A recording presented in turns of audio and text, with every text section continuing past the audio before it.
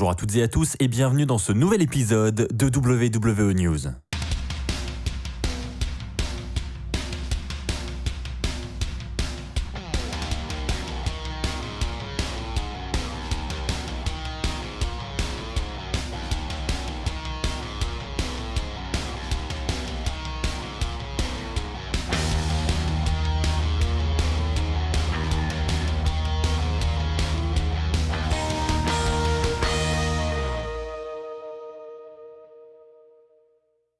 Bonjour à toutes et à tous les amis, c'est Axel de la chaîne YouTube WWE Fan France, j'espère que vous allez tous très bien.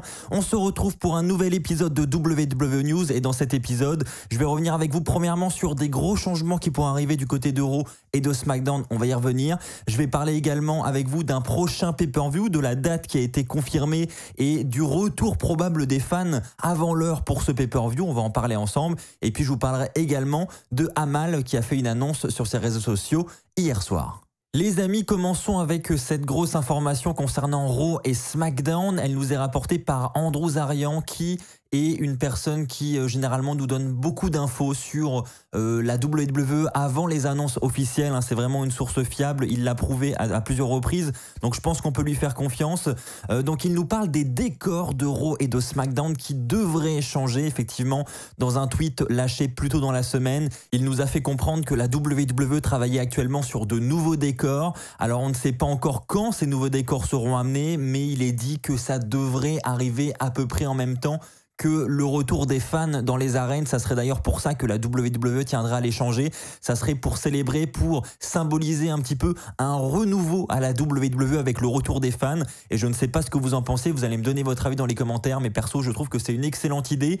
Et puis je pense qu'on a fait un petit peu le tour de ces décors, sauf pour SmackDown où peut-être le décor est un peu plus récent depuis le passage sur la Fox, mais du côté de Raw ça fait un bon petit moment qu'on a ce décor et je trouve qu'un petit peu de changement ne ferait pas de mal. Alors maintenant, quels sont vos décor favori? Quel a été votre décor préféré du côté de Raw et du côté de SmackDown? J'attends votre avis dans les commentaires. Personnellement, j'avoue, j'aimais bien le décor de Raw qu'ils avaient amené au retour de la draft en 2016, mais qui n'est pas resté longtemps. Et j'aime bien aussi évidemment du côté de SmackDown le décor avec le point, qui reste quand même le décor le plus symbolique de SmackDown. Allez les amis, je suis désolé mais on quitte cette nostalgie pour retourner à la réalité. On va parler maintenant de Money in the Bank qui normalement, habituellement était le prochain pay-per-view à cette période de l'année. Mais là cette fois-ci il a été remplacé par Hell in a Cell. Mais ne vous inquiétez pas, Money in the Bank aura bien lieu et il aura lieu le 18 juillet prochain. Mais ça n'est pas la seule information que je tiens à vous rapporter dans cette news, puisque on en a déjà longuement parlé sur cette chaîne YouTube. Je crois que ça fait 2 épisodes voire même 3 épisodes qu'on en parle de suite. Mais les plans auraient changé à la WWE concernant le retour des fans. Effectivement, je l'avais rapidement évoqué avec vous, suite à l'annonce de la AEW qui reviendra sur les routes à partir du mois de juillet, on sait que la WWE aime bien être la première à faire ce genre de choses, elle aime bien être avant tout le monde. Et bien pour ces raisons, il est rapporté que la WWE devrait elle aussi revenir sur les routes à partir du mois de juillet et ça commencerait à partir du 16 juillet. On ne sait pas trop en fait. La news nous rapporte une date entre le 16 et le 19. Donc le 16 correspondrait à un épisode de SmackDown, tandis que le 19 correspondrait à un épisode de Raw. Donc on ne sait pas si le public reviendra pour un show hebdo avant Money in the Bank ou est-ce que le public reviendra le jour même pour Money in the Bank. C'est encore assez flou, pas d'annonce officielle pour le moment. Mais en tout cas, sachez que la WWE travaille dessus et on devrait avoir le retour des fans encore plus tôt que prévu. Et je pense que vous êtes d'accord, c'est une excellente nouvelle pour tout le monde. Et en plus de ça, si on a de nouveaux décors, on partirait vraiment sur de nouvelles bases. Reste à espérer maintenant des scénarios un petit peu plus au top et là on serait vraiment pas mal cet été à la WWE. Et les amis, en ce qui concerne Hell in a Cell, pour ceux qui auraient manqué la date, ça aura lieu le 21 juin, donc 21 juin pour Hell in a Cell et 18 juillet pour Money in the Bank et les 2 pay-per-views seront uniquement diffusés sur le WWE Network et ce sera commenté en version française.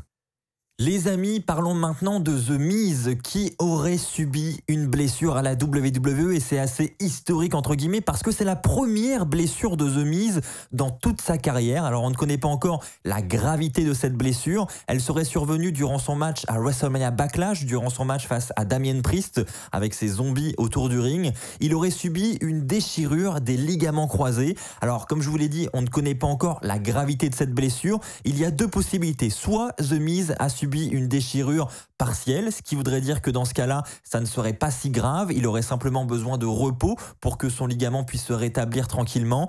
Ou alors, deuxième possibilité, il a subi une déchirure complète et dans ce cas-là, il y a besoin d'une intervention chirurgicale, ce qui voudrait dire que The Miz devrait quitter la WWE pour une durée de 7 à 9 mois.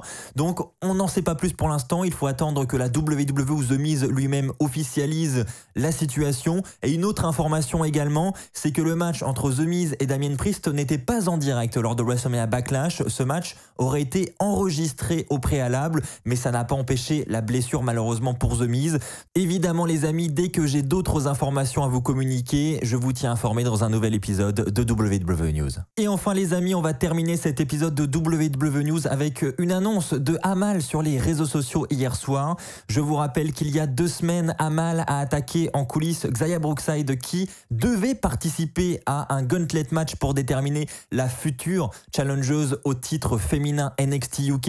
Et suite à cette attaque, eh bien Amal la semaine dernière est venue interrompre Sid Scala, qui est un petit peu l'assistant du general manager du côté de NXT UK, pour lui demander cette place suite à son attaque sur Xia Brookside. Elle voulait prendre sa place dans le gauntlet match, mais Sid Scala a refusé, ce qui fait que Amal n'a pas eu sa place dans ce match la semaine dernière. Elle a d'ailleurs un petit peu clashé Sid Scala en français, c'était assez drôle, donc je vous invite à aller voir ce segment sur le WWE Network. Et d'ailleurs, durant ce segment, Sid Scala a dit qu'elle n'aurait pas cette place dans le gauntlet match, mais qu'en revanche, elle allait affronter Xia Brookside, lorsqu'elle sera de retour et apte à combattre. Donc Amal s'est énervée suite à ça et elle a annoncé hier soir sur les réseaux sociaux qu'elle serait en action lors du prochain épisode de NXT UK qui aura donc lieu demain soir, ce jeudi à 21h. Je vous rappelle que NXT UK c'est toutes les semaines à partir de 21h heure française, donc pour ça c'est vraiment cool, c'est une heure vraiment abordable et donc c'est peut-être les premiers pas d'une Amal qui va commencer à dominer cette division féminine du côté de NXT UK et qui pourrait progressivement monter vers le titre NXT UK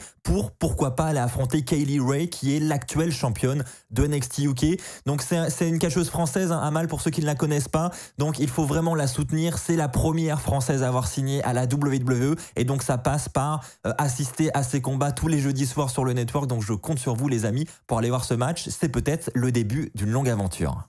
Voilà les amis, c'est ainsi que s'achève cet épisode de WWE News. Je vous invite, avant de partir, à aller participer au concours Twitter pour les stickers. Si vous ne l'avez pas encore fait, je vous mets le lien en description. Ça se termine ce week-end, donc n'oubliez pas de participer. N'oubliez pas également le pouce bleu pour me soutenir sur cette chaîne YouTube. On se retrouve très très vite pour de nouvelles vidéos. D'ici là, portez-vous bien et n'oubliez pas, soyez toujours très très fiers d'être fan de catch. Allez, merci à tous et à très vite.